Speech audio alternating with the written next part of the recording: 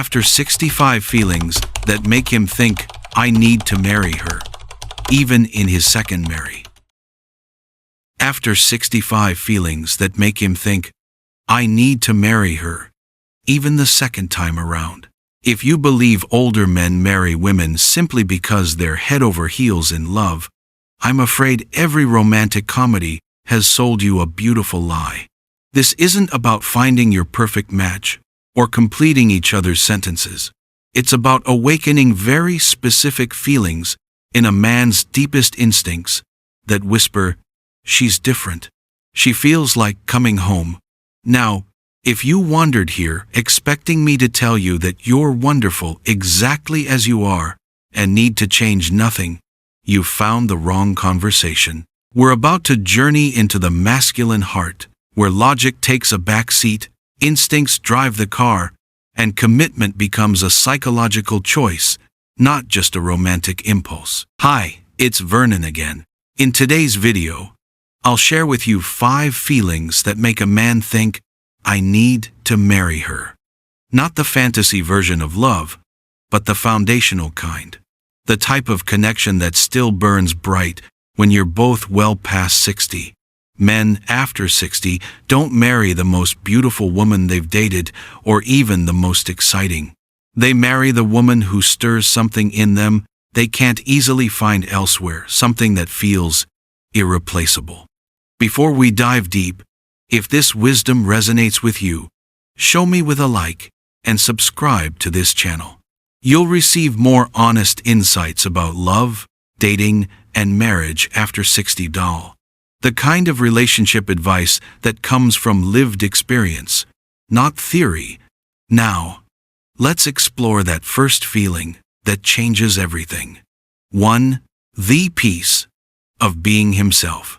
When a man can drop his shoulders in your presence, truly drop them, something profound shifts. This isn't about him being lazy or letting himself go.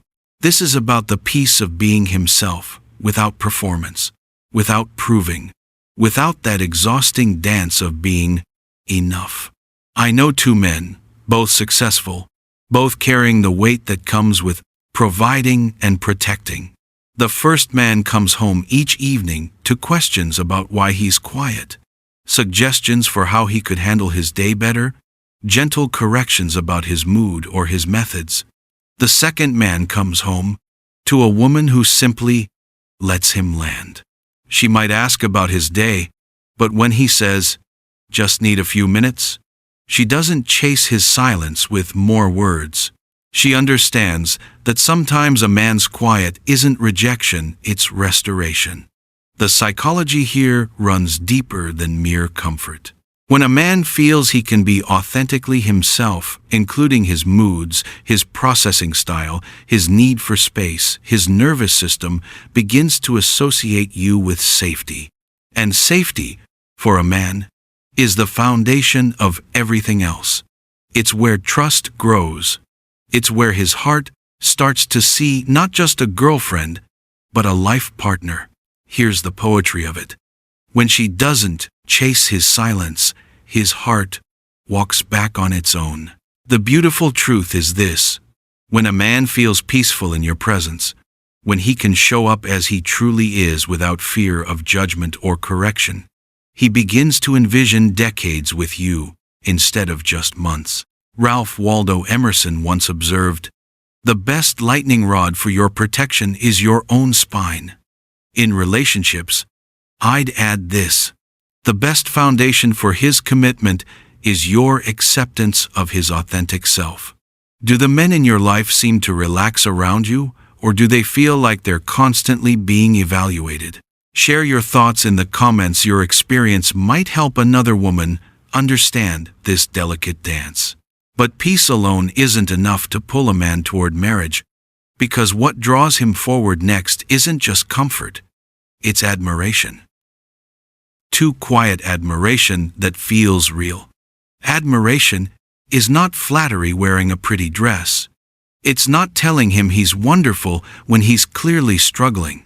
Real admiration is the recognition of his character, his effort, his intention, even when the results aren't perfect.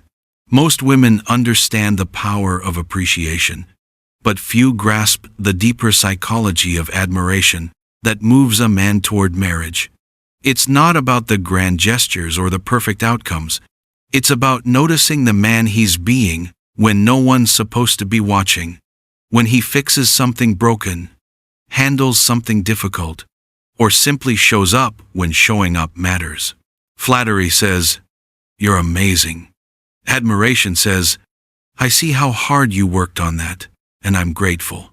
Flattery focuses on him.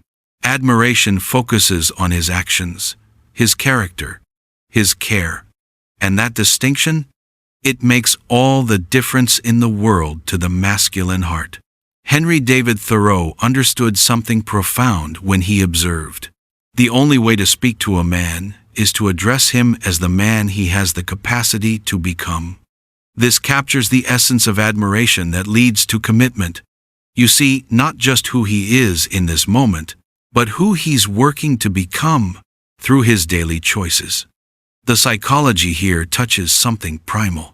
Men commit where they feel genuinely seen and valued, not worshipped, which feels false and unsustainable, not constantly praised, which feels patronizing but appreciated for the man they're becoming through small, consistent acts of care and character.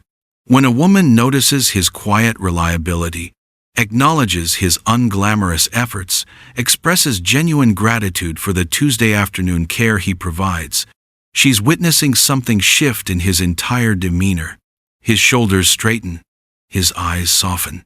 His language begins to change from I to we, because suddenly partnership feels not like work, but like reward. The woman who offers authentic admiration, who sees his style, character in action, and acknowledges it, creates an emotional environment where commitment stops feeling like a risk and starts feeling like the natural next step. She makes him feel worthy of love not for his potential, but for his present reality, as a man who cares, who tries, who shows up. And this admiration becomes something even more powerful when their futures begin to rhyme. 3. Shared direction. Not just shared days. Love might be the sail, but shared direction is the wind. Without it, you drift beautifully but arrive nowhere. With it, you move towards something meaningful together. I've watched countless couples mistake chemistry for compatibility, passion for partnership.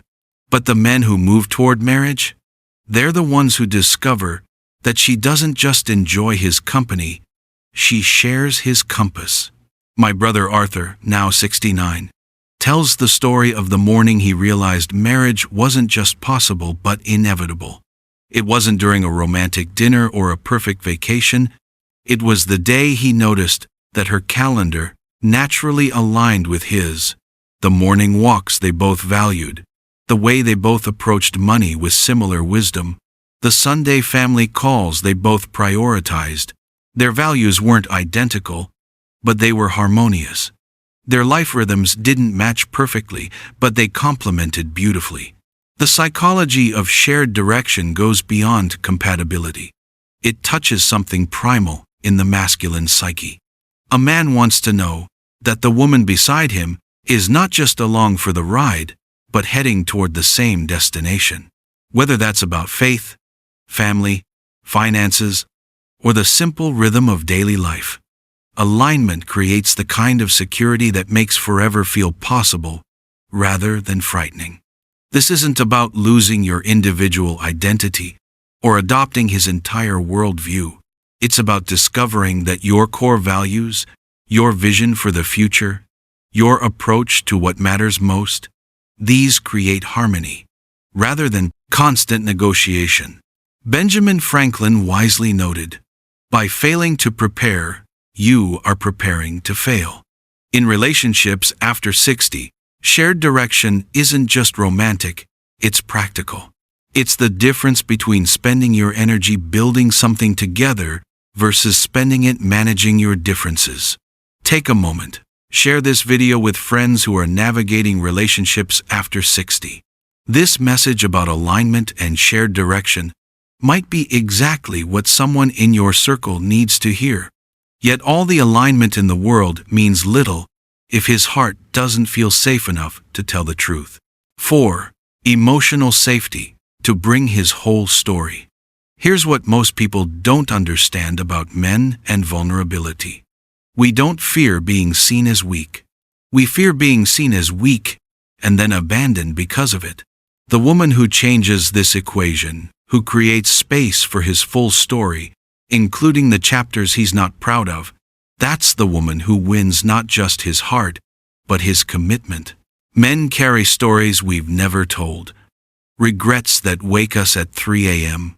Failures that still sting decades later. Moments when we fell short of the man we wanted to be. In most relationships, these stories stay locked away, not because we're emotionally unavailable, but because we've learned that vulnerability can be weaponized later. We've experienced the sting of our honesty being used against us when the relationship gets difficult. But then comes a woman who responds differently. When he finally opens that locked door, shares the divorce that broke him, the business failure that humbled him, the parenting mistakes that still haunt him. She doesn't rush to fix him or dismiss his pain with empty reassurances. She simply stays. She listens without judgment. She sees his scars and doesn't love him less for having them. Carl Jung captured something profound when he said, "The most terrifying thing is to accept oneself completely. For a man, it's even more terrifying to be completely accepted by the woman whose opinion matters most."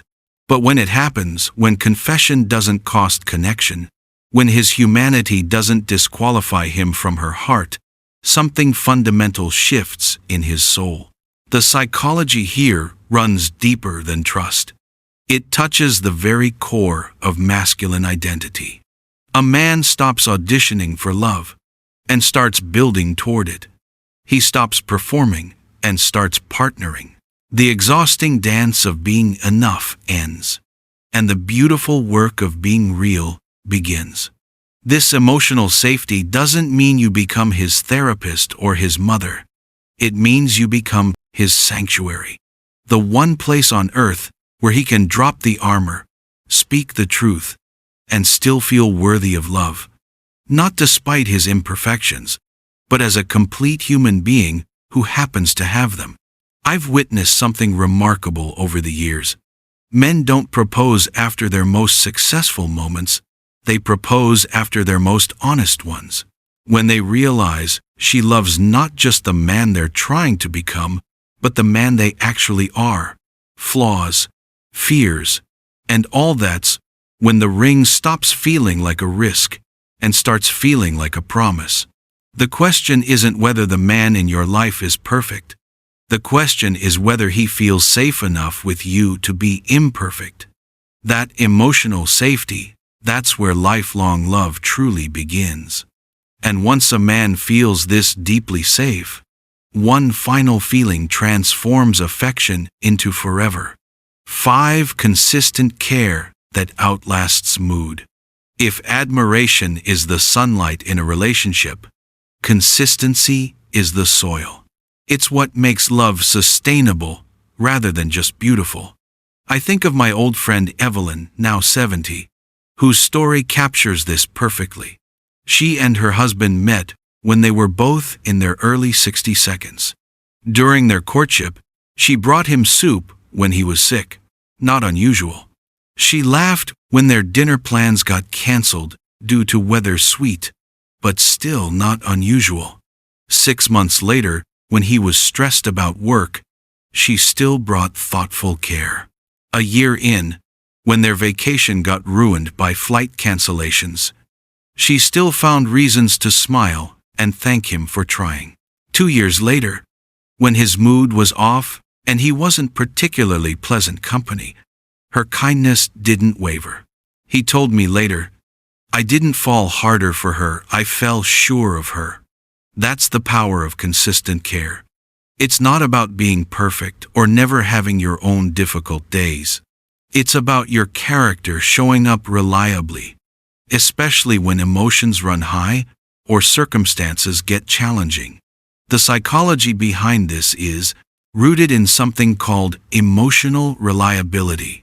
When a man experiences your care as consistent rather than conditional, when your kindness doesn't depend entirely on his mood or performance, his brain begins to categorize you differently. You move from someone I'm dating to someone I can count on for life. Most relationships start with peak experiences, the best dates, the most romantic gestures, the highest emotional highs. But marriage is built on ordinary Tuesdays. It's sustained by the care that shows up when there's no anniversary to celebrate, no special reason to be grateful, no audience to impress. Walt Whitman understood this when he wrote, "We were together. I forget the rest." The relationships that last aren't sustained by constant passion, but by consistent presence. The kind of care that outlasts mood, weathers storms, and chooses love even when love doesn't feel effortless. When Evelyn's consistency proved itself through seasons of stress, celebration, sickness, and ordinary life, her husband didn't just love her more, he trusted her more. And trust, at our age, is the foundation everything else is built upon. Save this video to revisit these crucial feelings whenever you need them, and share it with someone who might benefit from understanding what truly moves a man toward lifelong commitment. If you've stayed with me to this point, you now understand something profound. Men marry the places where their souls can rest, where respect feels gentle rather than earned, where direction is shared rather than forced, where truth is welcomed rather than feared, and where care remains consistent rather than conditional. Most men past 60 aren't chasing the perfect love story, we're choosing reliable love. The kind that remains when the spotlight fades, when the romance settles into routine, when life tests what you've built together. We're looking for the woman who creates not just excitement, but stability, not just passion, but peace. A man doesn't marry the most beautiful day of his life, he marries the safest home for his heart. These 5 feelings, the peace of authenticity, the warmth of admiration, the security of shared direction, the freedom of emotional safety, and the assurance of consistent care, these create the conditions where commitment feels not like a leap of faith, but like the most logical choice in the world. Which of these feelings have you experienced or offered in your own love story? Share your insights in the comments below. Your wisdom might be exactly what another person needs to find their way home to love. Don't forget to like this video if it resonated with your heart, and subscribe to this channel for more honest conversations about love, trust, and partnership after 60. Real relationships require real wisdom, and that's what we explore together here. I'm Vernon. Thanks for trusting me with your time today. See you in the next video.